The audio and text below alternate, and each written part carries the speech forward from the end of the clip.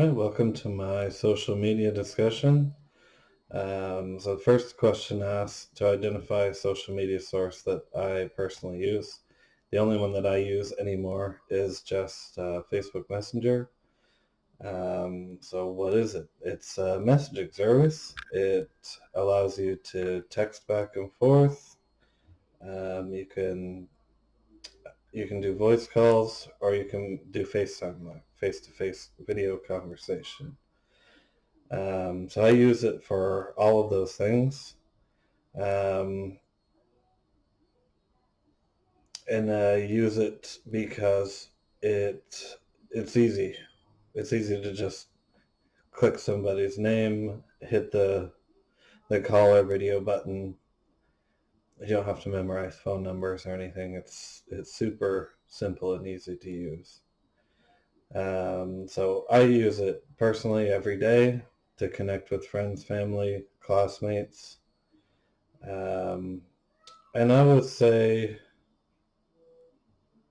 during the day when I'm working on schoolwork and different things like that, I pretty much use it all day. On the weekend, not so much. My phone pretty much doesn't need charged on the weekend because I don't use it. Um, so identify a positive and negative impact of social media on your life. Okay, so when I I recently stopped using Facebook because I found that it's too easy to put your all of your negative thoughts out onto the internet, and usually it's not very well received either. It kind of people don't like to see that. Facebook is kind of glossy, and people really like to post pictures of themselves and what they're doing and the exciting things in it. And I've participated in that too, and I feel like it's really kind of fake and reward seeking. Like you get those little likes, and you're like, oh yeah. And if you didn't get very many likes, like, oh no. And it's so ridiculous. Like we can't put a value on our experiences and our lives by how many likes we get. I think that's preposterous. Um, but specifically, I guess with Facebook Messenger, a positive for me is it, like I said, it makes it really easy to communicate with other students, family, friends. Um, really simple. I don't know anybody's phone number anymore, which probably is not a good thing. So that's definitely it moves into a negative impact of social media on your life. Because when I was in my youth and a teenager, I knew my friends' phone numbers, and I could dial them and call them, and now that's impossible. I would have to have a phone, um, like a book, and write them all down. And the chances are they probably wouldn't answer the phone anyway, even if you did call. Some people probably would, but it's not a very common thing, I think, anymore, unless you're like calling a business or Uber Eats or something like that. Um, so, that's a negative thing. Another thing is social media and Facebook Messenger itself, because it's so easy to find people. You can be a victim of harassment quite easily.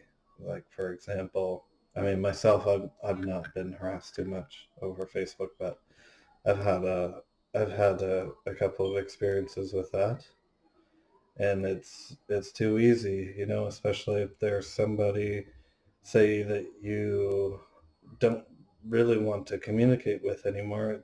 It takes about 2 minutes to make another Facebook account, and they're messaging you again. So identify a possible positive and negative impact of your social media on your profession. So to me, I think it's similar. Like, it would make it very easy for you to be able to communicating and with and get to know your colleagues better. But at the same time, you could also very easily make a mistake and break confidentiality. Break confidentiality, for example, and give information to somebody that you shouldn't have.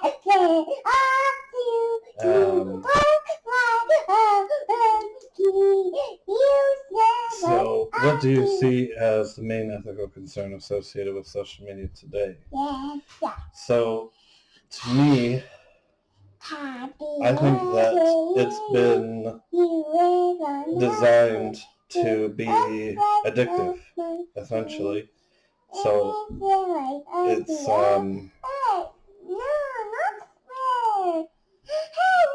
it's reward based, like I said about the likes. You're getting these likes, and every time you get a like, your phone goes off with whatever text tone or whatever that you've set it up with, or maybe you just use the original. But that's giving you a little boost of something. It's giving you a little boost every time that you see it. Every time you pull it out of your pocket, it's a habit. It's addictive. You keep doing it over and over and over all day long. You get notification. Oh, wow! And then you're spending your time scrolling through the Facebook again, and you're being fed all these advertisements, and it is specifically designed to eat up your time, to maximize how much the company can make off of you. So I think that's it's a good way for them to make money. Obviously, it's very smart, and they've designed it that way so that they can maximize profits off of it. But at the same time, is it fair to give that to people and turn it into something where they're filling up their time with this instead of doing other things? Like, I mean, myself, I can tell you, when I had Facebook, I would spend more time scrolling through Facebook than I did talking to my kids, and that's not fair. I didn't really feel like talking to anybody very much. Why do you need to? You can just scroll through and see whatever they posted and whatever they said. So you already know how they're doing. Why say hello? That's not healthy. And I don't like it. I don't agree with it. I'm not using social media in that way anymore.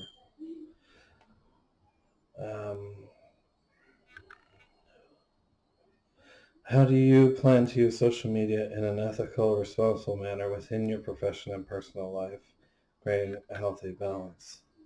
So, for me, number one, I'm not going to be using the actual Facebook application anymore. Like I said, I don't agree with it. I don't think it's healthy. I don't think it helps you really in any way. So, I mean, right there, I've cut my social media use probably in half. But I still use the Messenger, which I use quite a bit, but on the weekends when my kids are all home and I still have schoolwork to do, so I might still use it a bit as I'm working away on a project or whatever. But so that's another way that I try to cut it down. On the weekend, usually my phone stays up on the desk charging, or it's in my pocket, or I leave it in my bedroom. Usually I don't have it right on me. If I do, I'm not really using it because I'm doing other things. I'm trying to be actively involved in, being with my family. Um, so those are kind of the two strategies that I use. I try to limit who I talk to as well. Nobody needs 5,000 friends. There's no way you could keep up with that. I don't see how it could be possible. So I have, a short list of people that I communicate with um, over Messenger, and it is great for getting a hold of a family member. Maybe don't know what their phone number is, or if I'm just checking with mom to see if they want to have dinner on Sunday night. I can just give her a quick message or call her, and it's super easy. Um, but other than that, that is my take on social media, and I hope you enjoyed my discussion about it.